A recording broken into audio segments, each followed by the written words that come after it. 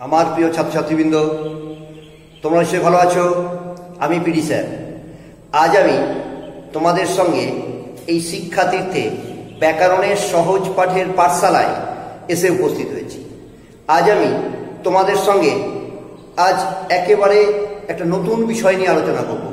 যে বিষয়টা নিয়ে আলোচনা করব তোমরা সেটা খুবই আনন্দ পাবে এবং তোমাদের সেই বিষয়টা খুবই পরিচিত এবং একেবারে জানা বিষয়, এবং সেই বিষয়টা তোমরা আগেও হয়তো কিছু কিছু জেনেছ।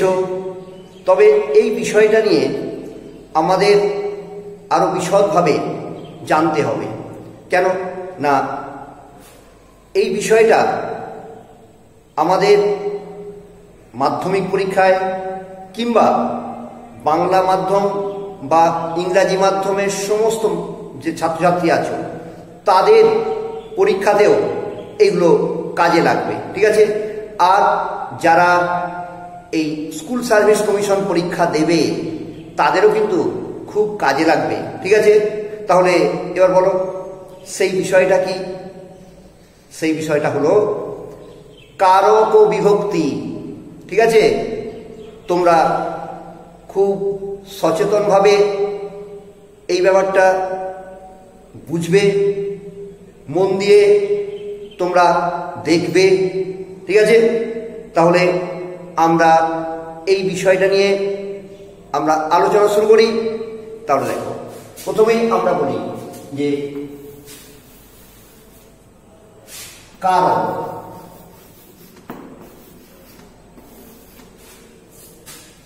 কারক জিনিসটা কি?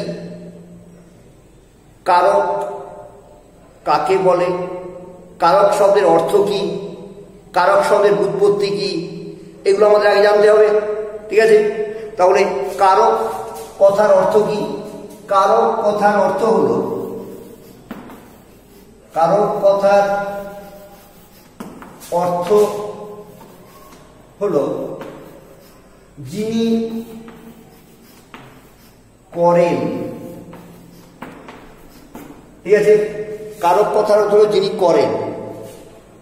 এবার কারক কথার ব্যুৎপত্তি, কারক কথার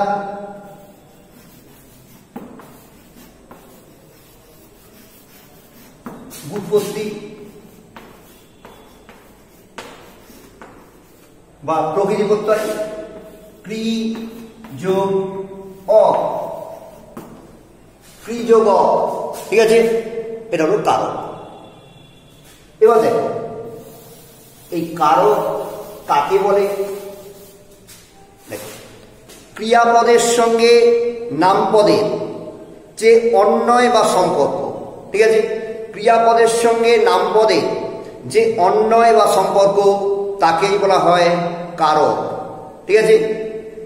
আচ্ছা, যেমন কারকের ক্ষেত্রে আমরা কি বলতে পারি? যেমন দেখো, তাহলে ক্রিয়াপদের সঙ্গে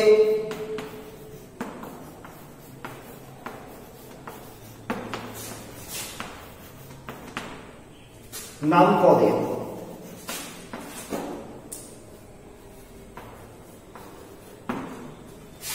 যে অন্বয় কথা খুবই সম্পর্ক, যে অন্বয় বা সম্পর্ক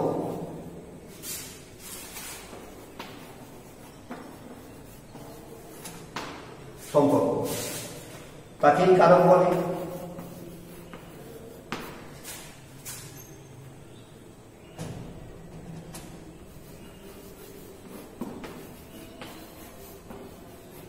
ঠিক আছে, তাকে কারক বলা হয়। তাহলে ক্রিয়াপদের সঙ্গে নামপদের যে অন্বয় বা সম্পর্ক, ঠিক আছে। নামপদগুলো কি কি তোমরা জানো? বিশেষ্য, বিশেষণ, সর্বনাম, এগুলো হচ্ছে নামপদ, ঠিক আছে।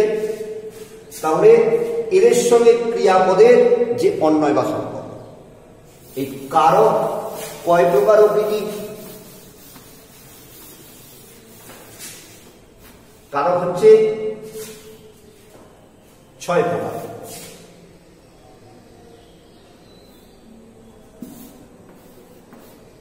কর্তৃকারক, 2 কর্মকারক,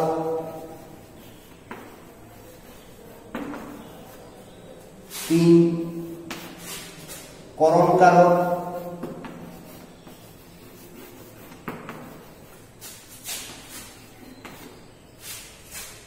4 নিমিত্তকারক,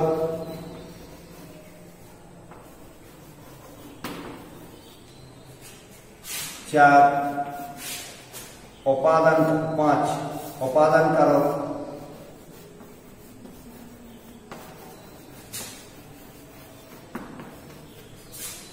6 অধিকরণকারক।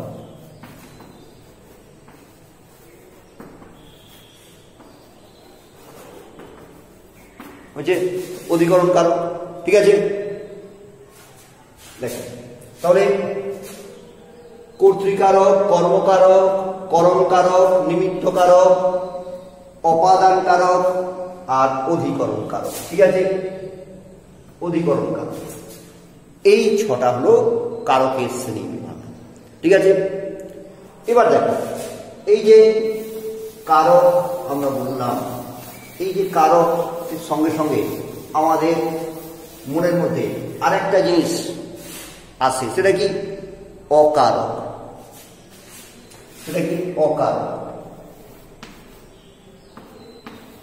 অকারকটা কি?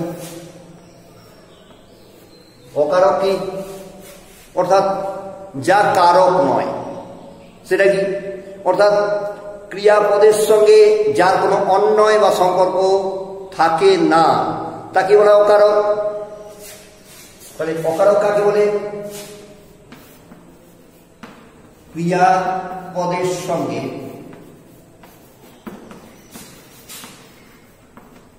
যার কোনো অন্বয় বা সম্পর্ক থাকে না,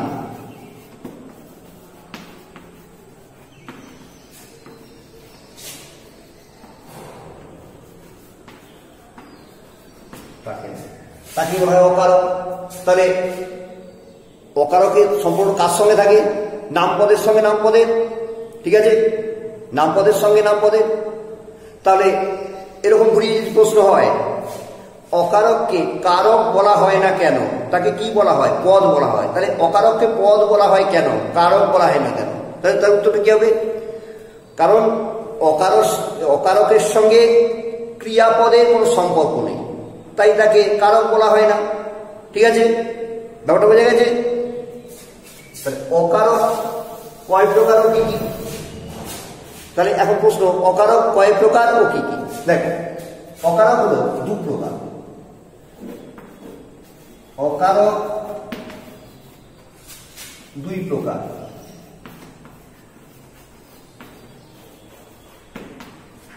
এক হলো সম্বন্ধ,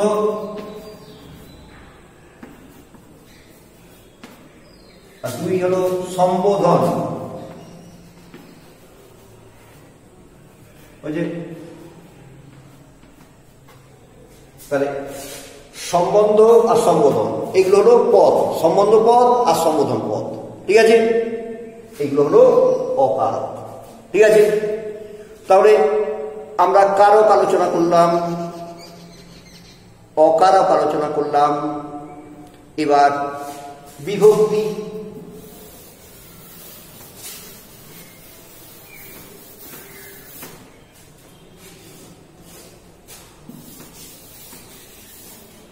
বিভক্তি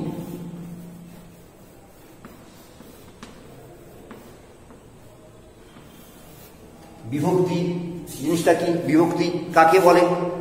ঠিক আছে, দেখো, যে বর্ণ বা বর্ণ সমষ্টি শব্দ বা ধাতুর পর বসে তাকে পদে পরিণত করে, সেই বর্ণ বা বর্ণ সমষ্টিকে বলা হয় বিভক্তি। আবার বলছি, দেখো, যে বর্ণ বা বর্ণ সমষ্টি শব্দ বা ধাতুর পরে বসে তাকে পদে পরিণত করে, সেই বর্ণ বা বর্ণ সমষ্টিকে বলা হয় বিভক্তি। তাহলে কি বলেছি? যে শব্দ বা শব্দ সমষ্টি কোথায় পরে বসে, দেখো এক নম্বর হলো শব্দের পরে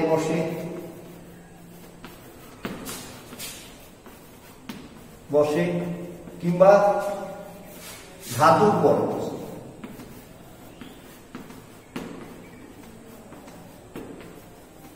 ঠিক আছে, শব্দের পরে বসতে পারে, ধাতুর পরে বসতে পারে। ঠিক আছে, তাহলে দুটো শর্ত এখানে।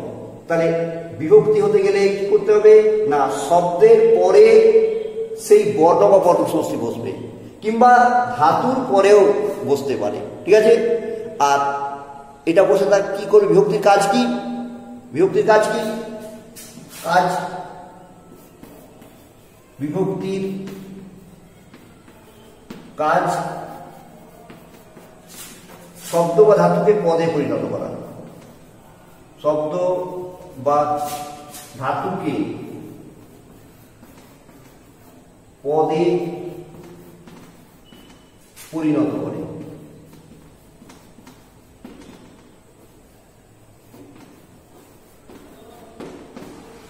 শব্দ বা ধাতুকে পদে পরিণত করে। ঠিক আছে, ব্যাপারটা বোঝা গেছে? দেখো তাহলে শব্দ বিভক্তির কাজটা কি, শব্দ বা ধাতুর পরে বসে শব্দ বা ধাতুকে পদে পরিণত করবে। ঠিক আছে, যেমন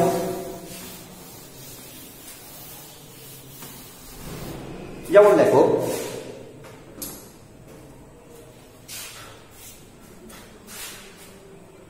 যেমন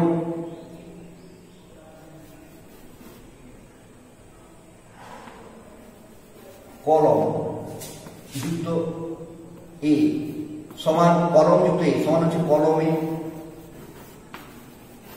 যেমন এই কলমে লেখা যায় না। এখানে দেখো এইটা হলো বিভক্তি, এটা হলো বিভক্তি, এটা হলো শব্দ। এই শব্দের সঙ্গে বিভক্তিযুক্ত হয়ে এই কলমে এই পদটা, এটা পদ তৈরি হলো। ঠিক আছে, তেমনি ধাতুর ক্ষেত্রে হয়, তোমরা জানো যে ধাতুর সঙ্গে বিভক্তিযুক্ত হয়ে ক্রিয়াপদ গঠিত হয়। যেমন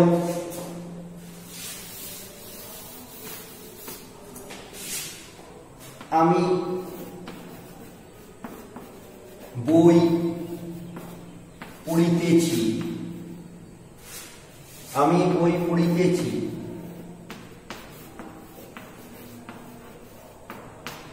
তাহলে এই পড়িতেছি ক্রিয়াপদটা দেখো পর যুক্ত ইতেছি, এটা হলো ধাতু, এটা হলো বিভক্তি। তাহলে এটা হলো ধাতু, এটা হলো বিভক্তি। ঠিক আছে, ব্যাপারটা বোঝা গেছে? এবার দেখো বিভক্তি কয় প্রকার। বিভক্তি সাধারণত দুই প্রকার।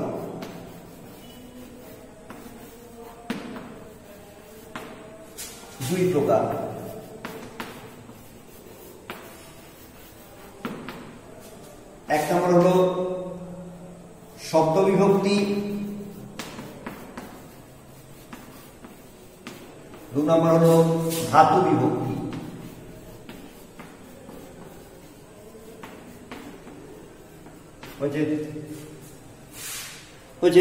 দেখো শব্দ বিভক্তি যেমন ওগুলো বলে দিয়েছিলাম আগেরটা, যেমন কলম যুক্ত এই কলমে, ঘোড়ায় ঘোড়াযুক্ত অন্তস্থ ঘোড়ায়।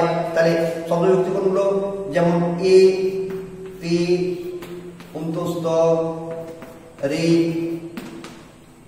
কে, এগুলো শব্দ বিভক্তি।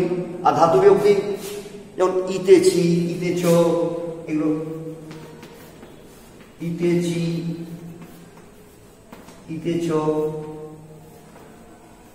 এগুলো হলো ধাতু বিভক্তি। ঠিক আছে, ব্যাপারটা বোঝা গেছে? এছাড়াও দেখো, এছাড়াও আরো দুটো বিভক্তি আছে, যেমন তির্যক বিভক্তি।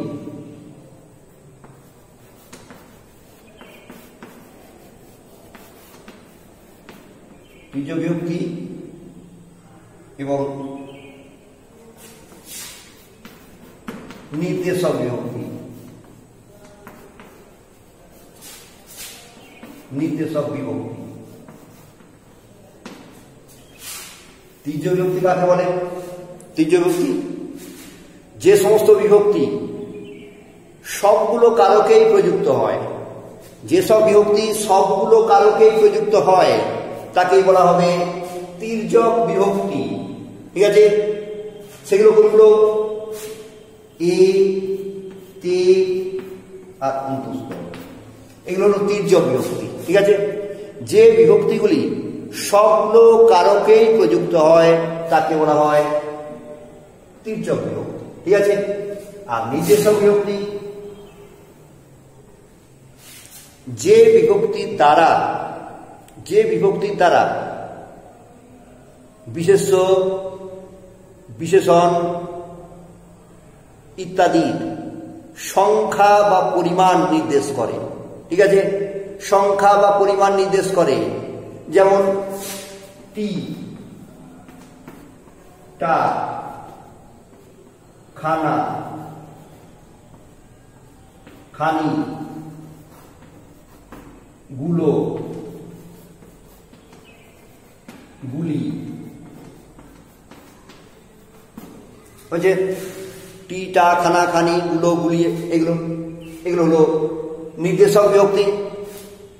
ঠিক আছে, যেমন ধরো বাক্যে যদি ব্যবহার করি, নির্দেশক বিভক্তি বাক্যে ব্যবহার করি, যেমন দেখো গল্পটা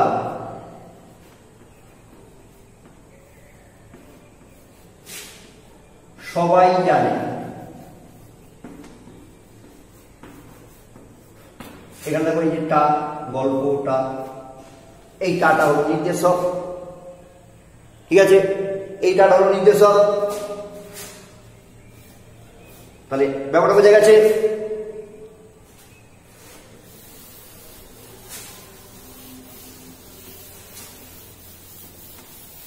তাহলে এইগুলো হলো বিভক্তি,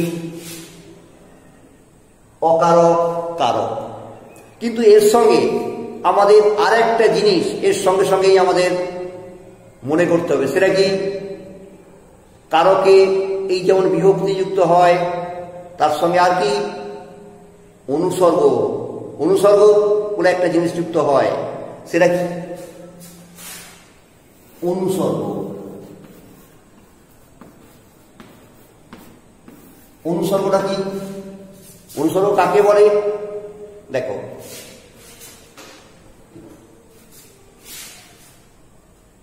যে সকল অব্যয়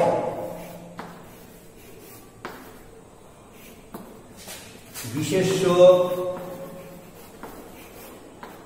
বা সর্বনামের, যে সকল অব্যয় সর্বনামের পরে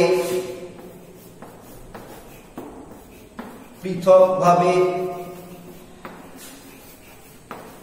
বসে শব্দ বিভক্তির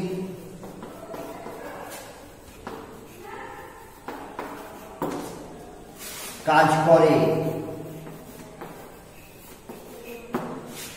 তাকে অনুসর্গ বলে।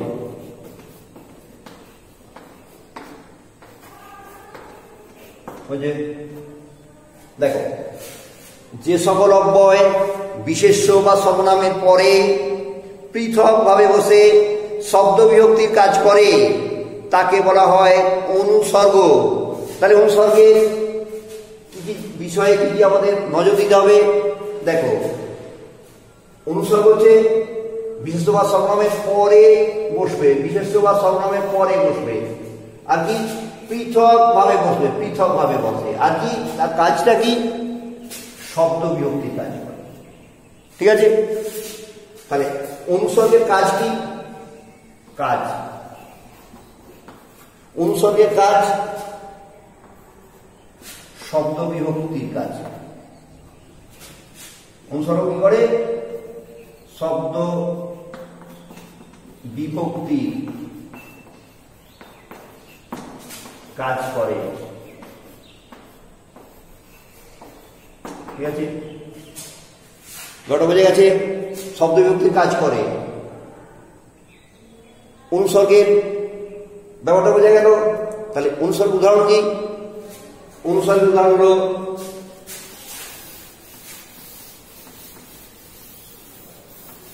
অনুসর্গের উদাহরণ হলো দ্বারা, দিয়া, হইতে, থেকে, চে,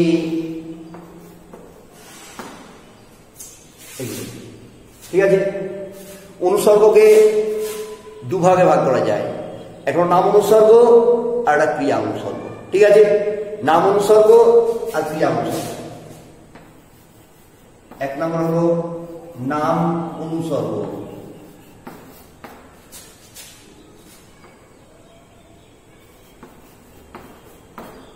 আর দু নম্বর হলো ক্রিয়া অনুসর্গ।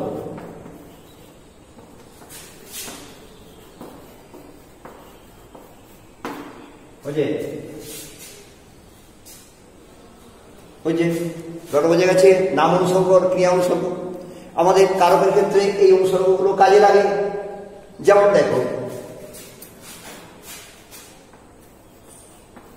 স্বপ্ন দিয়ে,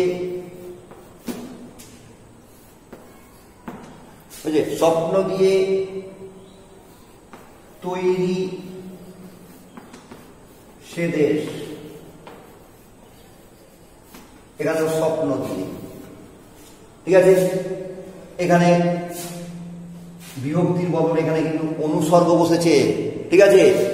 এই দিয়েটা, এই অনুসর্গটাই এখানে শব্দ বিভক্তির কাজ করছে। ঠিক আছে? তাহলে আমাদের কারক অকারক করতে গেলে আমাদের তার সঙ্গে বিভক্তিও করতে হবে এবং বিভক্তি জানতে হবে। ঠিক তেমনি জানতে হবে আমাদের অনুসর্গের ব্যাপারটাকেও। ঠিক আছে? এইগুলো হলো অনুসর্গ। ঠিক আছে? তাহলে তোমরা এই ব্যাপারগুলো সব ভালো করে বুঝলে। ঠিক আছে? পরের ভিডিও থেকে আমরা এই কারকের শ্রেণী বিভাগ সম্পর্কে আমরা আলোচনা করব। ঠিক আছে? আজ এই পর্যন্তই। তোমরা সবাই ভালো থাকবে।